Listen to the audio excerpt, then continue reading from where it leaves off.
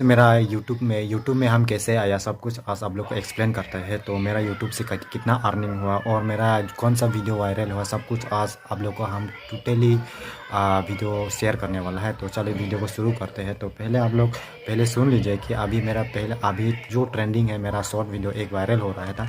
तो एक है मेरा वायरल वीडियो और बहुत ही अच्छा खासा व्यूज़ मेरा आया 2.7 आपका 2,75,295 आप लोगों को स्क्रीन शो भी हो रहा होगा। तो गाइस वहाँ से मेरा अर्निंग भी हुआ था। मेरा डॉलर कितना बना था, डॉलर मेरा 25.43 डॉलर वहाँ से मेरा अर्निंग भी हुआ था। तो स्क्रीनशॉट भी आप लोग को हम दिखाएंगे। तो उसका मेन रीज़न जो अभी क्या हो गया, उसका डिमोनेटाइज हो गया है। तो बहुत ही आदमी लोग उसको मतलब पसंद भी किया था और रिपोर्ट भी किया था, इसी की वजह से मेरा वो डिमोनेटाइज हो गया। तो कैसे हो गया वो आप लोग को हम एक्सप्लेन करेंगे। तो उसके बाद सब्सक्राइबर मेरा कितना मिला वहाँ से, जो मेरा 2 लाख